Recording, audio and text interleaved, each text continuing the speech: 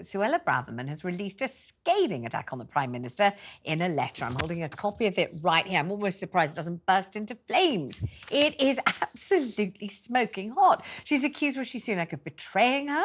She said he never had any intention of keeping key policy promises and told him his plan is not working. There's a great deal more in that letter, though. With me in the studio, our chief political commentator, Peter Cardwell. We're also joined by senior political correspondent at The Times, Aubrey Allegretti. Aubrey, what is the point of this letter? I mean, obviously, it's going to gain an enormous amount of traction, cause a huge number of headlines. Everybody's going to be talking about it. But what is Suella Braverman trying to do by writing a letter of this type, this kind of vituperative, bilious fury, really?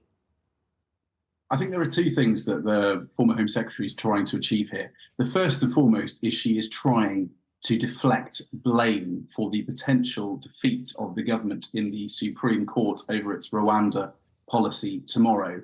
She says that for months and months and months, she has been preparing for that scenario, and she's been encouraging Rishi Sunak to, as well, to come up with some sort of plan B to ensure that there is another mechanism for removing people or ensuring that the Conservatives can fulfil their pledge to stop the votes. She was, until yesterday, the Home Secretary. You would have expected her to carry the can, therefore, for the potential failure of that policy, or at least the number of votes still remaining considerably high. They're about a third down on last year, but still they have not stopped.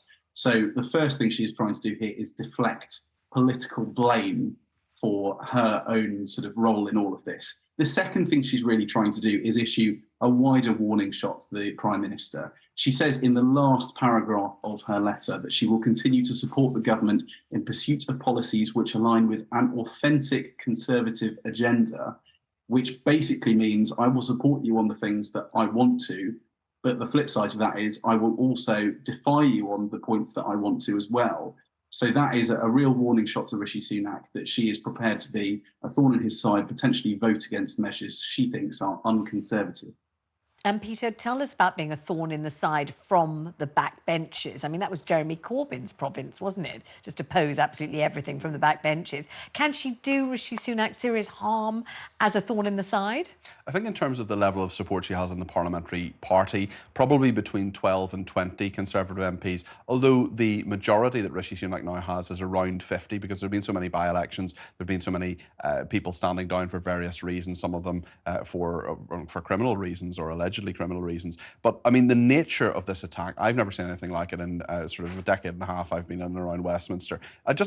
Vanessa, would you just take 1 minute to read the last 4 paragraphs? Yeah. In October last year, you were given an opportunity to lead our country. It is a privilege to serve and one we should not take for granted. Service requires bravery and thinking of the common good. It is not about occupying the office as an end in itself. Ooh, ouch. Someone needs to be honest.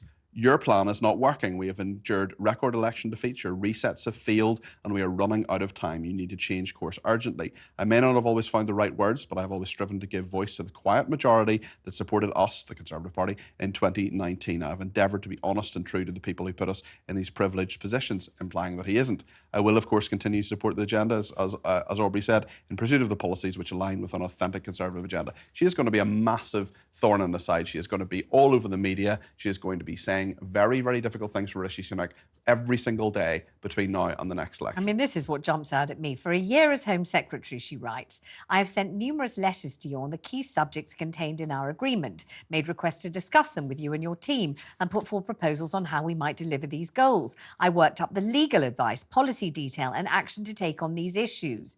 This was often met with equivocation, disregard, and lack of interest.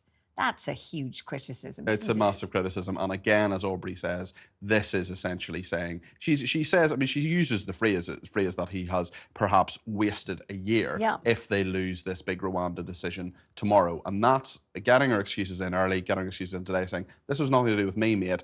I tried to put you on a different path. I gave you all the evidence. We did all the research. We did all the legal background, tried to do things in a different way. At every stage of litigation, she says, I cautioned you and your team against assuming we would win. I urged you to take legislative measures that would better secure us against the possibility of defeat. You ignored these arguments. You opted instead for wishful thinking as a comfort blanket to avoid having to make hard choices. This irresponsibility has wasted time and left the country in an impossible position. So we have not missing and hitting the wall here. Equivocation, disregard, lack of interest. Betrayal. You never had any intention of keeping your promises. Our deal was no mere promise over dinner. I cautioned you and your team against assuming we would win. I've consistently argued we must be prepared for. You would have wasted a year and an act of parliament only to arrive back at square one. But let's go to the bit where Suella Braverman addresses anti-Semitism and extremism in this letter, Peter, because she says, another cause for disappointment in the context for my recent article in The Times has been your failure, and she uses the word failure repeatedly in the letter, to rise to the challenge posed by the increasingly vicious anti-Semitism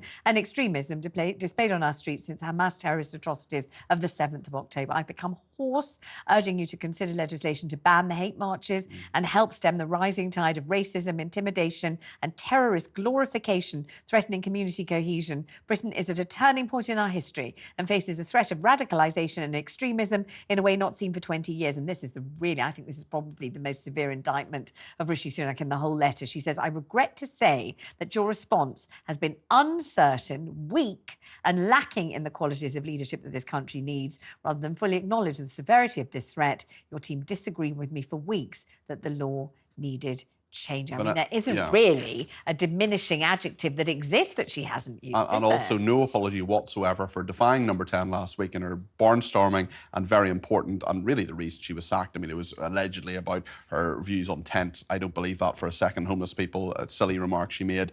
Really what this is about the Times article last week defying the Prime Minister, calling it a hate march in terms of the pro-Palestinian march. I've literally just received a WhatsApp from someone very senior in the government who says she's gone public and she's gone for the jugular, is what that person has said to me. Yes. And that person is absolutely right. Aubrey Allegretti, I mean, this is really combative, pugilistic stuff. She's absolutely, smashing the Prime Minister to smithereens in every particular: failure, betrayal, treachery, lack of interest, failure to heed warnings, failure to take any sort of acknowledgement of how severe the threat of extremism, racism is, wanting the job just for its own ends, not because he really wants to achieve anything, weakness. I mean, all kinds of derogatory, pejorative adjectives volleyed by her at the Prime Minister. She's gone for the jugular, says a senior Tory. And now what, though? Now does she just go and sit in the backbench exuding fury, or does this stir up something more? Well, she's trying to give the impression that she's kind of rallying against the dying light here. But there are a couple of sort of interesting points that tell us about what might happen next. First of all, she makes reference to the 2019 election manifesto and the mandate that this government was elected on, and makes the repeated point that Rishi Sunak has no personal mandate, either from Conservative members or from the voters. And so I think we can sort of subtly interpret there that she's trying to undermine his mandate and perhaps suggest that in a future Tory leadership contest, she might be well placed to do particularly well. Now, the thing that she also mentions is that she says her backing was pivotal to him going into the final two in the summer 2022 Tory leadership contest. I was just having a quick look at the figures, and I believe there were 27 MPs who supported her in the second round. That's when she got knocked out. So she's perhaps overexerting the amount of influence that she had back then. And I think some of those who are close to Rishi Sunak might say that they sort of thought or worried for too long that her backing in the party was much greater than it in fact has transpired, as it will be. I think the final thing I'd say on this really is that this shows why the Prime Minister was nervous about conducting a reshuffle. It was long delayed. Number 10 had a few sort of false starts in the past few months, and they feared that by doing something like this, they would be sending people to the backbenches, potentially with an axe to grind, and be particularly vocal in their criticism. That is certainly what's happened with Suella Braverman, and she's determined not to go quietly.